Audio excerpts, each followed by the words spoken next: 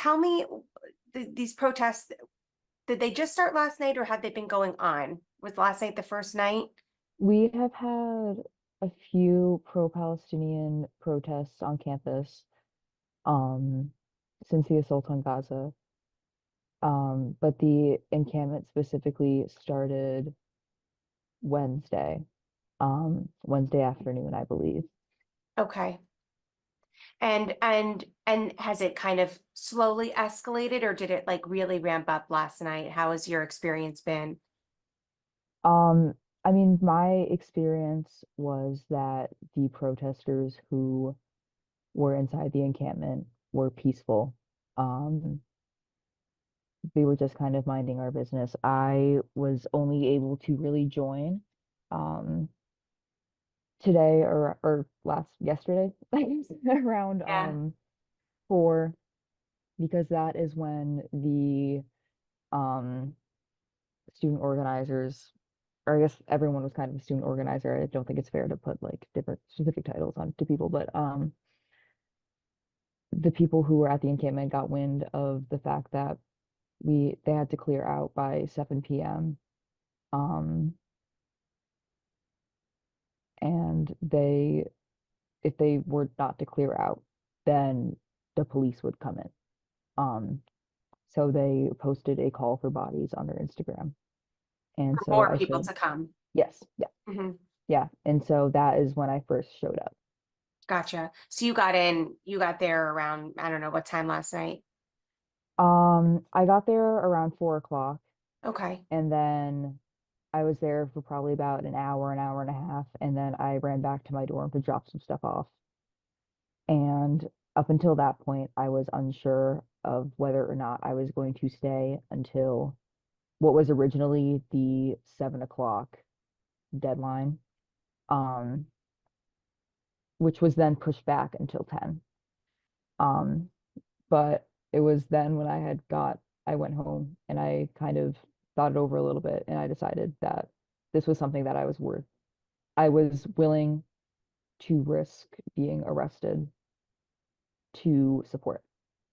And why is that? What are your thoughts on everything that's going on right now?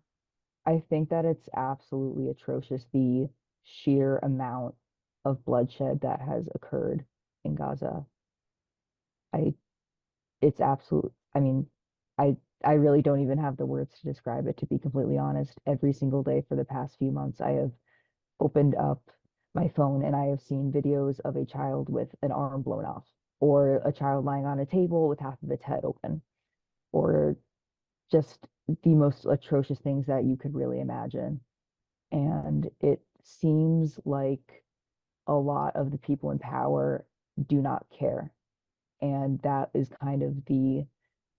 the goal of kind of the encampment, to get the people in power at our university to divest from companies and institutions that would directly lead to the further annihilation of the Palestinian people. Hmm.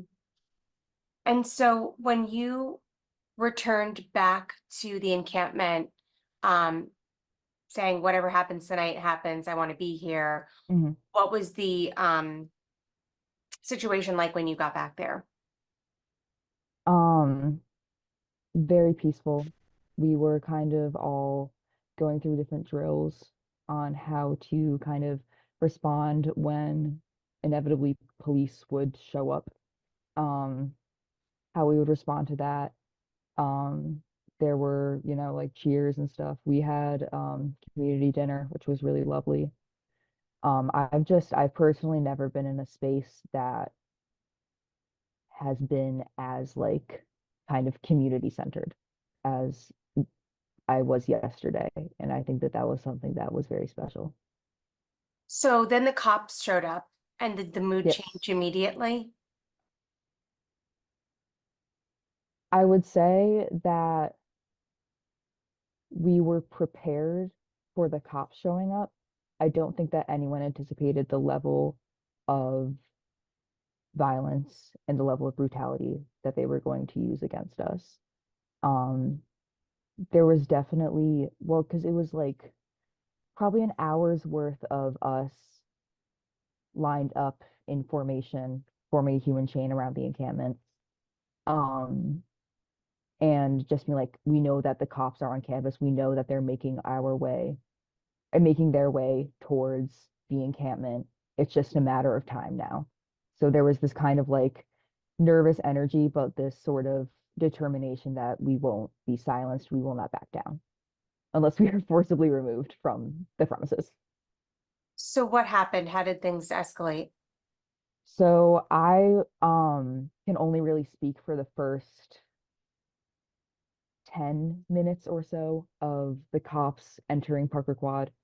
Um, I don't know how familiar you are with the campus, Mm. but they entered um, on the side of Gage Hall, which is the side that me and the people who I was camping there with were closest to. And they made their way. I've never seen so many in my life, but they made their way towards us.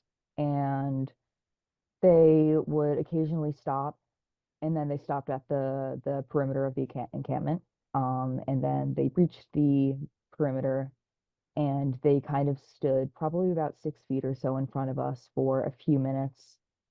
And it was actually my roommate who they, for some reason, decided to kind of target first. Um, they pointed her out and said, like, go get that one. Like they used very dehumanizing language when speaking about us, kind of being like that one, it, like bodies, stuff like that. Um, and so they tried to take her away, but because she was right next to me and we had our arms and legs locked, we were sitting on the ground.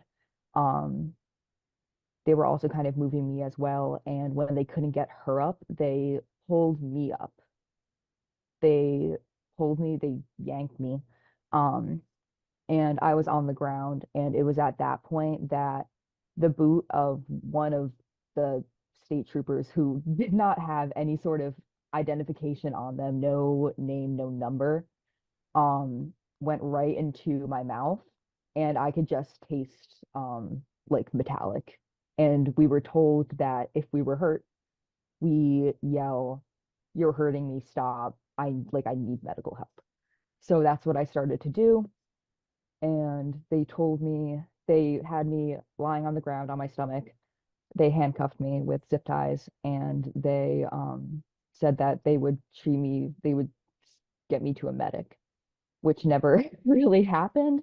The only time that I was offered medical treatment was when we got to the courtroom in New Paltz, and they asked, "Do you want us to call you an ambulance?" And obviously I said no, because my lip is swollen. I'm not dying, you know?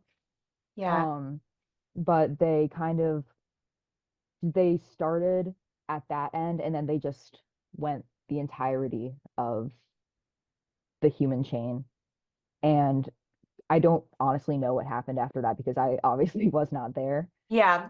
So Um, you did go, they took you in yeah, the police car and they yes, took you to court. yeah, And were you charged with something? me and about 12 other, no, 11 other people were taken into a police van. And I think they were originally driving us to somewhere in Ellenville, but they like turned around halfway through, and they um drove back to New Paltz. And I get really car sick sometimes.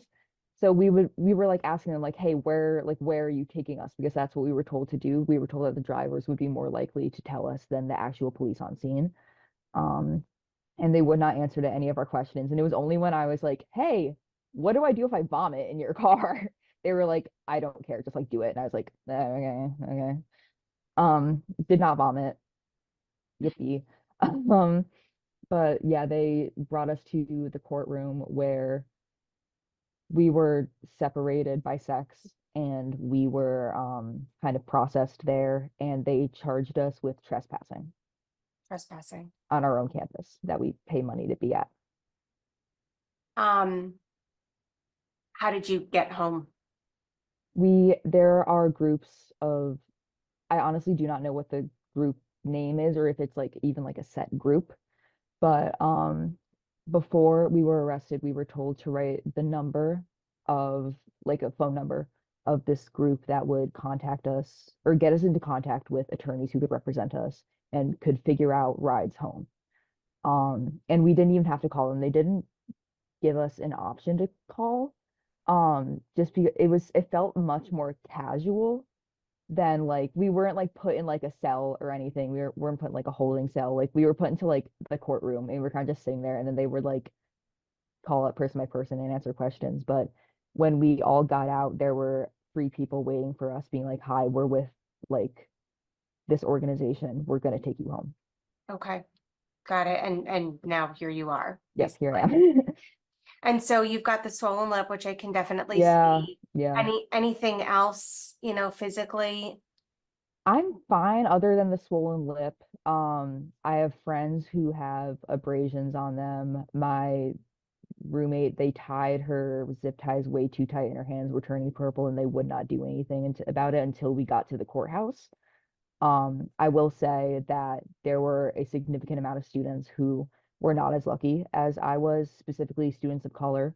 I will say that the injuries that I got as a white student is not comparable to that of the injuries of students of color. When we first got to the cars, I saw um, a student of color who had blood running out of his head. I heard stories of a black man being trampled by police. Like it's really just atrocious. Because It's you yeah. mentioned that they seemed to have targeted your roommate first. I'm just curious, is your roommate a person of color? No, No. no, I think that their mentality was because she is on the shorter side, that she would be easier to kind of get out, which was not the case. I have a good like 5 inches on her and they managed to pull me out first. But yeah, Yeah, I'm just wondering, what is your message? What do you want people to know or take away from what happened to you last night?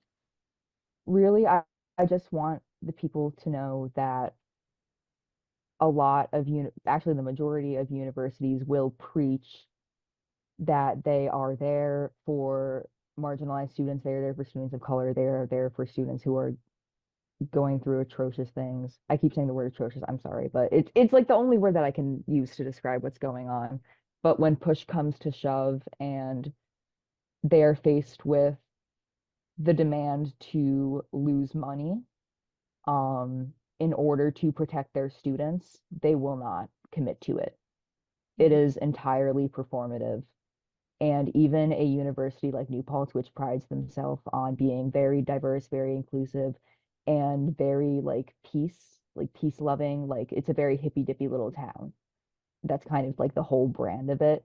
They will sick police on you from state troopers to local police to university police, canines, SWAT. Like it's they don't care.